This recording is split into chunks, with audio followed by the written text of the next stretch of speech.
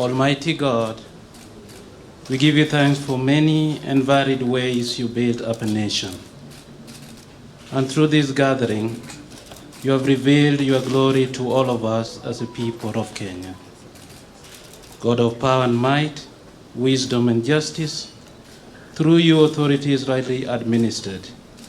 Laws are enacted like the Independent Electoral and Boundaries Commission Amendment Bill 2024 that is being assented into law today, and judgment is decreed.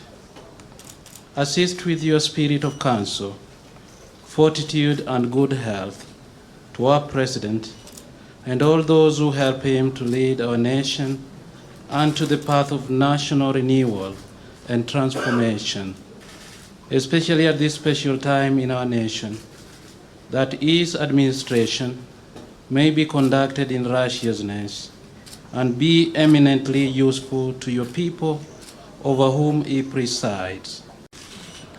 This state ceremony is convened pursuant to Article 115 of the Constitution for the presidential assent of the Independent Electoral and Boundaries Commission Amendment Bill, National Assembly Bill number 10 of 2024. The bill was considered and passed by both houses of Parliament, with the Senate granting its seal of approval on 17th June 2024, followed by the National Assembly on 20th June 2024. The bill establishes a roadmap for kick-starting the process of recruitment of the chairperson and members of the Independent Electoral and Boundaries Commission. Additionally, the bill expands the criteria for eligibility to serve as members of the Commission by adding expertise in accounting or information and communication technology to the existing professional qualification, which include electoral affairs, management, finance, governance, public administration, and law. Your Excellency, with both houses of Parliament having discharged their lawmaking mandate, Your Excellency, as the head of state and government, is most graciously invited to exercise your presidential prerogative as vested in you by Article 115 of the Constitution to assent to this legislation. Your Excellency, your assent to the IEBC Amendment Bill, being the first of the National Dialogue Committee report bills, one of the 9 bills, Your Excellency, marks the beginning of a very important process to our country in the reconstitution of a new IEBC Commission. Your Excellency, let me take this opportunity to assure you and the country that all the other 8 bills that emanated from the NADCO report are in process in both houses. We had divided the bill between the 2 houses of Parliament, and I want to give all of you assurances of both houses that we shall expedite in the processing of these bills with top priority. Your Excellency, in conclusion, let me just say that this assent of this bill not only marks a hallmark in our nation's endeavor to reconstitute a new IEBC, but also buttresses the importance of dialogue in our country, because these bills have emanated from a process where we all came together as a country to dialogue, and through dialogue we've been able to surmount most of the challenges that faced our country at the time we came together as NADCO. And I am certain, Your Excellency, even now and moving forward, this signifies that new move that through dialogue we can talk to each other and be able to surmount all the challenges that bedevil our country. The constitution of the IEBC is a great step for our democracy. I want to thank you for the leadership that you have accorded this country in difficult times, and you are acceding to have the report that was bipartisan is a great step in the right direction in this country. In the situation we are in, we want to call upon the people of Kenya that violence begets violence. Now that the president has accepted to have a discussion with our young population, with our leaders, we call upon the people of Kenya to give dialogue a chance, to give consultation a chance, get off the streets, stay away from destruction of property, because Kenya is greater than all of us. And I think, Your Excellency, you have the capacity to lead us in that direction, where there is consultation and all Kenyans are able to agree on the way forward. What we are doing today is a culmination of a process that began sometime last year when President Olusegun Obasanjo came to mediate and the conflict that was raging on at that time. We agreed when we sat together, myself and Brother William Ruto, that we would follow the route of dialogue. And that is the reason why NADCO was set up. NADCO then proceeded to dialogue and ended up with a very voluminous report which has contained some very fundamental recommendations. This bill that has now been signed into the law today is just one of those. But the NADCO report contains very many issues which are at the heart of the people of Kenya today. If you see the issues which are being raised by our youth, most of them are actually contained in the NADCO report. But if this NADCO report is implemented fully, we'll be able to address all those issues which these young people are raising. We are, as I've said, at a very, very crucial juncture in the history of our country. Our country has moved forward. There have been highs and lows in our history of 61 years.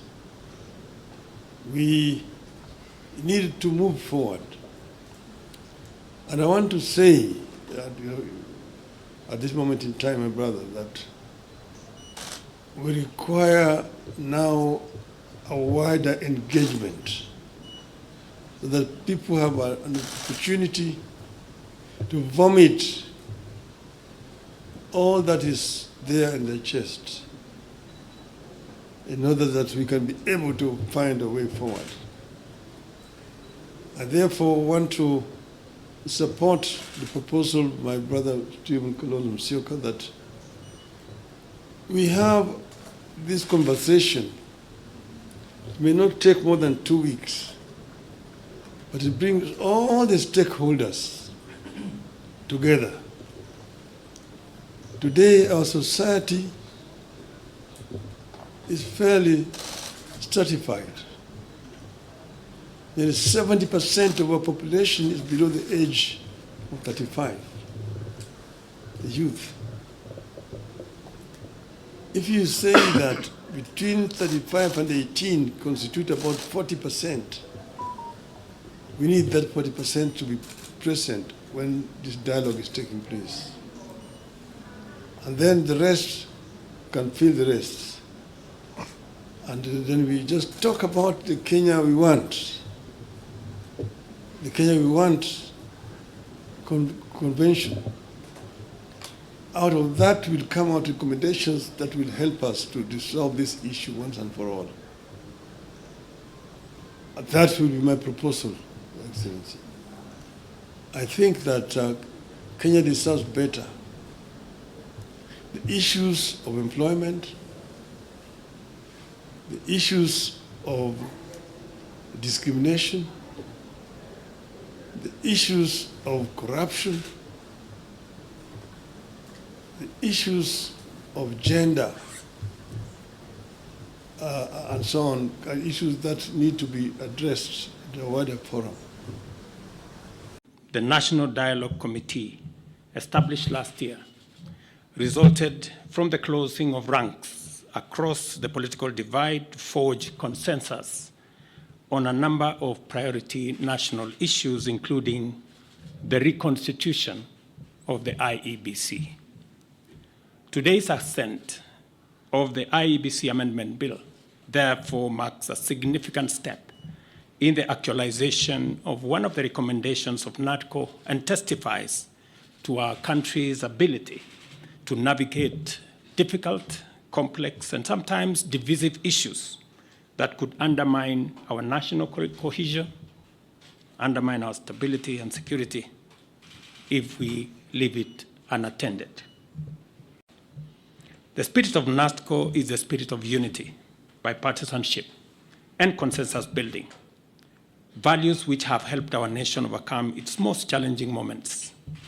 Even as I assent to this bill, I look forward to supporting and facilitating any other outputs of the national consensus that was NADCO to ensure that Kenya moves forward and with as many hands on deck as is possible.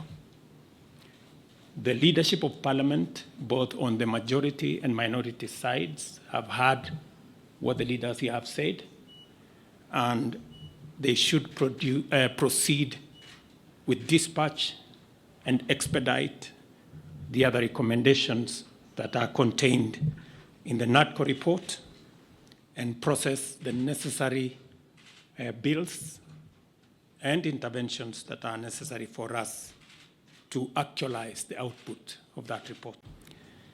The signing of this bill paves way for the establishment of the selection panel for the appointment of IEBC commissioners.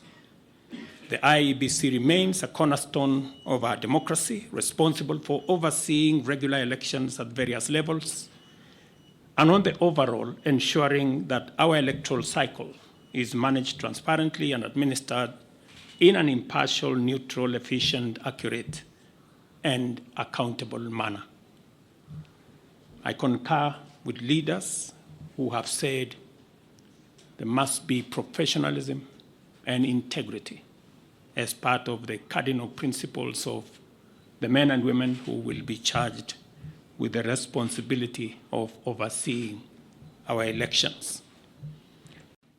I am very confident that, as always, Kenya knows how to pull together, and leaders know how to come together in the best interest, not of individuals, not of parties, but the collective body of the Kenyan people. And I look forward to working with leaders, as I have said, going forward on a broad-based political mechanism that will see us steer the country. As a way of charting the future from the current situation we are facing, I welcome all the leaders here, and I have heard what they have said this morning, and all other stakeholders, working together for us to address the current economic situation through a broad-based political arrangement and to rally the country forward, as has been said by the former Prime Minister. And therefore, we have yet another opportunity as a country, Kenya being the resilient people we always are, to come together and figure out the future of our country in a manner that makes sure that we address the existential challenges and threats that face our nation. And that's the reason why I set up a committee to work and audit our debt, for us to interrogate our expenditure, and for us to work on anti-corruption. I want to encourage Parliament to expedite the conflict of interest bill that will support our anti-corruption measures, especially in relation to public officers. And I am hopeful that these are some of the conversations that we will be engaged in going forward. Beyond NADCO, we are currently engaged in discussions as a country about our economy. As we know, the country has faced a series of economic shocks, including COVID-19 pandemic, globally high interest rates, and devastating droughts and floods, events which have impacted negatively on our economy and our capacity to secure resources for development and to also meet our debt service obligations. In the last 2 years, we have put in our best efforts to mobilize domestic and external resources to accelerate our economic program, pull the country back from the danger of debt distress, and set us on a path of economic transformation. These efforts have strengthened the Kenya shilling, reduced fuel prices at the pump, and lowered the cost of living, including the cost of essential household commodities. This year, my administration presented revenue-raising measures through the Finance Bill 2024, which were aimed at not only consolidating the economic recovery program, but also propelling the country to the next phase of investing in key social and economic infrastructure projects to advance our development agenda and reduce on our debt burden. However, many voices expressed disapproval of these proposals, leading me to drop the bill and terminate the process. It therefore means that apart from the people of Kenya asking us to consider alternative means of raising revenue, which I agree with, there is general consensus that the country requires to confront and address long-standing priority national issues, including national debt, public expenditure, and anti-corruption measures, so as to release resources for creating opportunities, creating jobs, and creating wealth.